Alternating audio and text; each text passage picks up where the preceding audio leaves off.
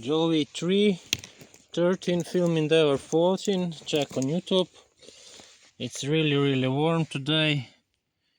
It's around 13 degrees. It's 10 a.m. and as you can see, the worst thing